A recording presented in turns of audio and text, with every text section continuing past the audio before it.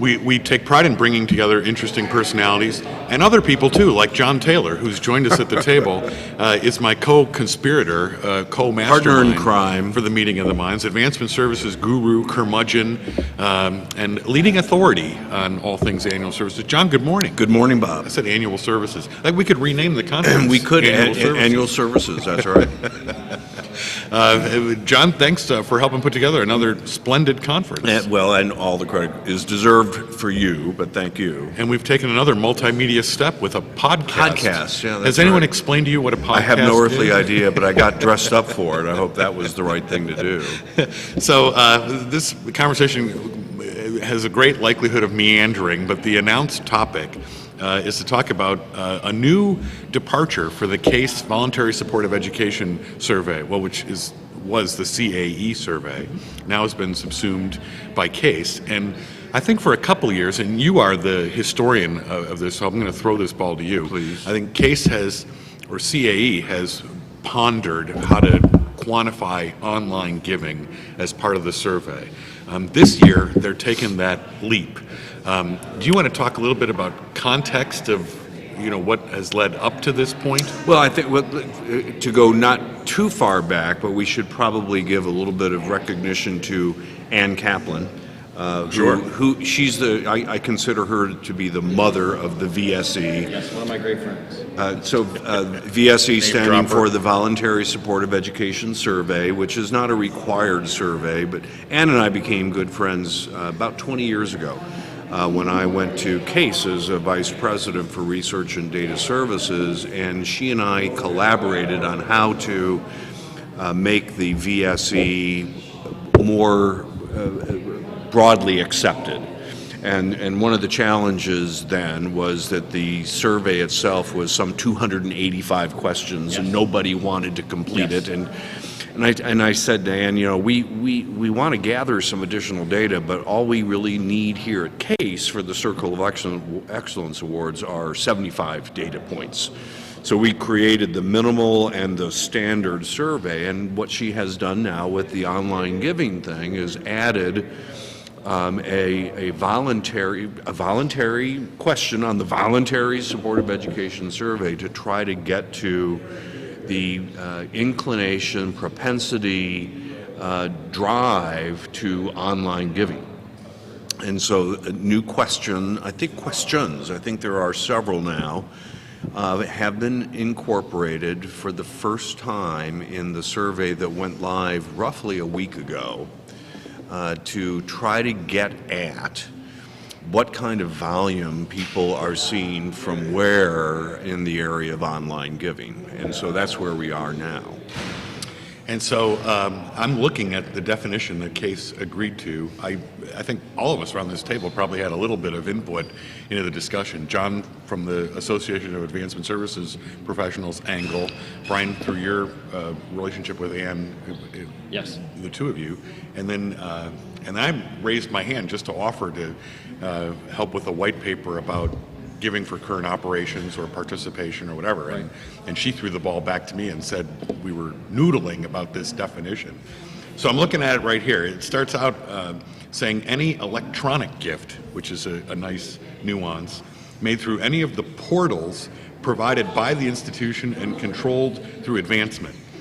And that gets a little further complicated about whether you're talking about the institution's web page or some other third-party platform. Sure. Other social media channels like Facebook, and there's an interesting language here too that the institution orchestrates.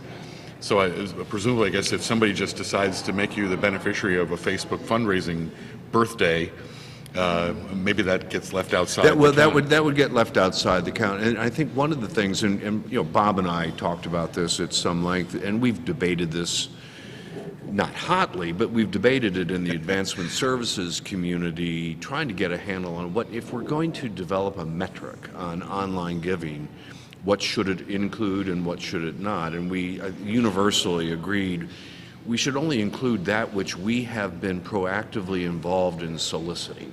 Okay. And we can go down another rabbit hole and talk about third-party fundraising and student organizations who develop crowdfunding pages on their own and we don't even know anything about it. In theory, we would agree that those don't count because they were not orchestrated by the Advancement Office. They may not have used one of the quote-unquote portals that Bob read about that we have developed, but rather we should only take a look at that which we have facilitated, number one. And Bob, you may want to read the portion in there that talks about this needs to be donor initiated, and we'll talk about that in a second. Yeah, as we were kicking around the idea of gifts that come in through an institution's portal, we saw a need to separate when that's being done internally versus externally. So Brian, you probably know this better than me. I know a number of phonathons these days where a credit card gift gets made over the phonathon, Right. and then a student sort of inputs it into a variation of the institution's online giving page. Right, and the termination is usually in the recognized processor for that institution, and that would be the same for crowdfunding platforms. So when you look at crowdfunding, you might have, say, an external provider where that provider is collecting a percentage and it goes to an external site. You might have a crowdfunding platform that lives on the institution's website and terminates in that institution's standard everyday online giving processor, and it actually gets credited and handled the same way that all other online giving happens at that institution. So there's a lot of different ways that institutions are handling these things. The point that I've been making with fundraisers, because I'm the person that brings the sort of donor psychology to it, Right. is that the donors may not understand any difference. And I've worked with some institutions recently that have as many as 50 separate organizations, totally separate from the institution, fundraising on their behalf. And the alumnus or the supporter, the parent, the associated individual may not see that as any different from the university or the charity, right? Particularly when we start to get into these cancer runs or charities where there's peer-to-peer fundraising.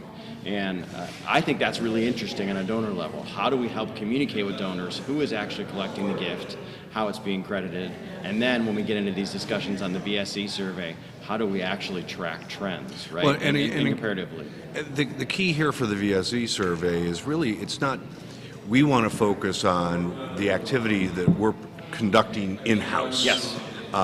That's the metrics that we need, and how good of a job are we doing? Right. If we're up to us in the advancement services field, every single transaction that we put into the system would have a unique code that we'd be Yep. able to slice and dice and be able to develop metrics on. What we wanted to do, however, is recognize that because we live and breathe automation in advancement services, we have found that it is much easier to use pre-existing, internally developed online platforms to automate our internal work. So to your point, a donor may not know that when they mail in a credit card transaction that we are actually inputting that data into an online mechanism, which is great for us because we've developed these systems so that we can automatically batch those transactions and do address standardization, and it works great for us. But that's not an online donation. Right. We made it an online donation for our benefit. A donor simply mailed in the form, and so that's why when we helped develop the definition for the online giving question, we emphasized the donor initiated.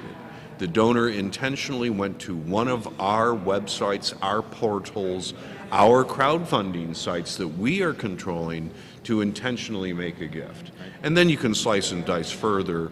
What was the nature? Was it through the alumni portal? Was it through the website for the institution? Was it through a crowdfunding? And that we would slice and dice further.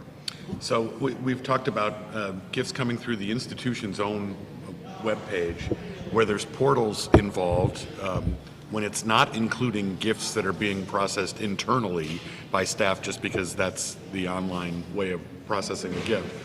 The other element to this that we haven't talked about yet is that Case has added is other electronic giving payment vehicles, such as text to give or Venmo or just electronic means of people making a gift transaction themselves.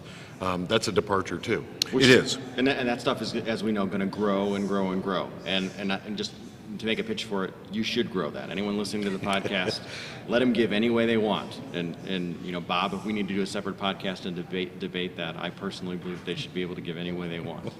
Oh, sure, paint me as the one objecting. That's right. But again, going back to the comment I made earlier, this is where the advancement service people say, yes, it's not online giving. It's online giving by texting, by Venmo, by whatever and cryptocurrency is another one, and wire transfer is another one. I mean, and so this is where we would code in a perfect environment, depending on the system you're using.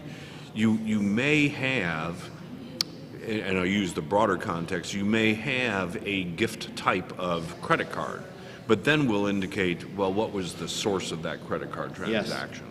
And further, what kind of credit card was it? Was it a diners club? Was it a this? Was it a that? Does this seem like a healthy evolution to the two of you? I mean, John, you have the history with this survey, but I can imagine as questions have been added over the years, institutions that weren't previously tracking certain elements kind of had to make a decision to get into that game, didn't they? And anybody who has been sort of below average in tracking their own online giving now is kind of getting a nudge to be better about that. They're getting a nudge, and I think a lot of this does stem from management that are being encouraged by their boards and presidents and chancellors to tell us, well, how are we doing in certain avenues or venues for soliciting gifts and that type of thing. So it is important to the advancement services people to be nudged so that we can start tracking this type of activity and provide decent metrics. Well, and when we go in as consultants and we talk with an institution about how do you start to come up with strategy about tailoring these appeals, how do we ask donors to give in a way that they seem to like giving? It's channel attribution. Boy, is it our nemesis. We have very few institutions, and institutions that are at the peak level of fundraising, highest level of participation in the country, highest level of annual giving and major gifts, all seem to have trouble attributing how a donor gave, yet they all gave one way or another. Right. And coming up with the systems, both, as you talked about, in terms of method and channel, and tracking that better, I do feel that tracking these things well and listening is a way that we can be donor-centric. Not only be donor-centric, but then further with these data, be able to identify what is the donor preference. Absolutely. And so should we be developing more mechanisms to meet the needs of the donors? So for example, when it comes to online giving, one of the things I'm most interested in is, and this does not qualify as an online gift, but reoccurring gifts. Yes. A donor may go online to set up a payment plan, but that's not an online gift. It's initiated online, but once a month their credit card is being processed separately. So, and I've been advocating for decades, actually, for the pushing of recurring donation. In fact, nonprofit organizations like NPR have been doing so for many more years than higher education. Data like this will help us identify, is this a trend that we need to be pushing forward even more?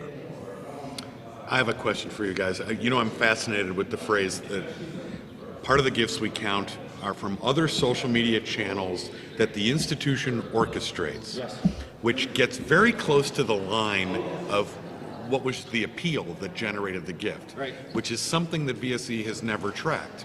There's no line item for direct mail gifts. There's no line item for phone-a-thon gifts.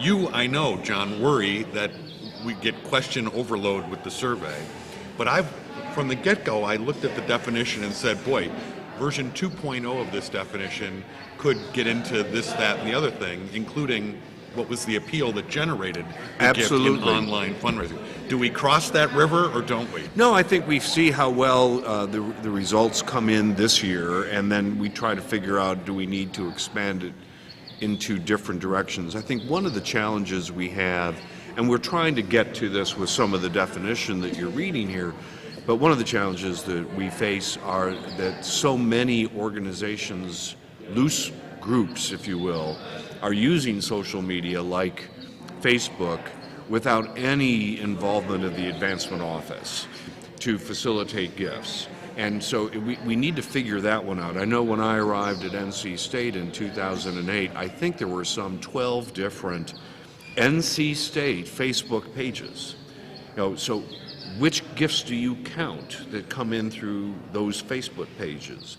And I think that's why the language is in there about advancement. What does it say? Advancement orchestrated. Yeah. Right. We need to do a better job internally of being able to differentiate between what does the advancement office have to say about this versus other groups. And if we can get our fingers on that pulse, then I think it's time to start asking, okay, well, let's talk about the solicitation method. Well, and my argument is, when we see people out there trying to engage in these philanthropic efforts, that's a good thing. We do want people to say, hey, we want you to give to the robust efforts of the charity, to the university, right? We want everyone to be involved. We do need to bring this in line legally. We need to bring this in line as part of our orchestrated communications and our orchestrated campaign. It does need to be orchestrated. We may have to come to terms with the fact that when we say it's orchestrated, it's probably a little bit more John Cage and a little bit less Beethoven. Yes. It's probably a little bit postmodern in the way that it's going to all come together. Ultimately, we can't have people separately crowdfunding and indicating that it's tax deductible. It doesn't need to be brought under the central effort. That's something I wanted to ask you, John. You're actually a fairly cool advancement services person. Well, thank you. And Appreciate By that. what definition? Well, by the definition of that, I think in some cases advancement services people get a bad rap. And actually, advancement services people have been pretty crucial to me in my career in terms of teaching me a few things. But when I first met most of them, the relationship was maybe a little bit tense. Yes. I'm kind of a cowboy. And we had to get to know each other a little bit better. What advice do you have for, aggressive, charismatic fundraisers that want to learn the new, exciting, shiny thing for building a relationship with their advancement services colleagues? Well, I think this conference is a perfect example of that. The meeting of the minds, as Bob was talking a little bit about it at the preamble, the meeting of the minds back 13 or whatever years ago was a meeting of the annual giving minds. It morphed into a meeting of the annual giving and advancement services minds, and that's why more conferences like this are necessary. Not that we have separate tracks for just each other's group, but we have sessions that are meaningful to both to help introduce each other to the other field. So often, and I know Bob runs into this when he goes working with annual giving customers, and I certainly do with advancement services customers, it's a we-they environment. And I'm saying, what we have to do is work together and sit down and listen. And from an advancement services perspective, we say, I like to say, the annual giving people may be a pain, but they do a really good job at what they're doing, so we should listen. And this is the mantra that I've been advocating for years, is that there is a symbiotic relationship between the two fields. We just need to let it foster itself. Yeah, I mean, philanthropy has to come from somewhere and it has to go somewhere. Right. And this is a partnership. And I think the context of what each side, not to refer to us as sides, but just an awareness of where the advancement services folks are coming to the table from, as well as the annual giving folks, which is why I think this conference in particular does a nice job of. Well, and I think one of the things that adds to this is that advancement services people don't get out much. Yeah. Okay, when Is that true? It's true, and when the professional development budgets are passed around, it starts at the top and it trickles down, and there really aren't an awful lot of advancement services related professional training opportunities. The Association of Advancement Services Professionals is trying to do a lot to expand that, but to have a conference that is as low cost and high quality as Meeting of the Minds that can afford an advancement services contingent, and Bob and I were talking about this yesterday, there are so many institutions here that sent 4, 5, 6, 8 people from both professions. This is what it is necessary, and it does give the advancement services people an opportunity to learn social graces, that they can meet with other people and actually hold a conversation. Well, and we have to recognize that of the billions of dollars given to higher education, the many billions of dollars given to other charities, an advancement services professional touched every one of those gifts. Well, we very effectively brought this conversation around to a self-congratulatory chat. But I want to give Case credit for taking on this online giving Absolutely. definition. I think, I've seen service providers that do their own online giving evaluation, often because of gifts that flow through their portals, and all of them are a good snapshot in their own right. I think Case has the additional sort of tailwind of helping to affect some of the change in tracking online gifts. Well, and I think Case is doing an outstanding job of putting some clarity around what is an online gift. I don't know that other data collectors have been as thoughtful as this attempt is in being able to differentiate between the sources, donor-initiated versus not. Yep. I'm looking forward to this first year of data.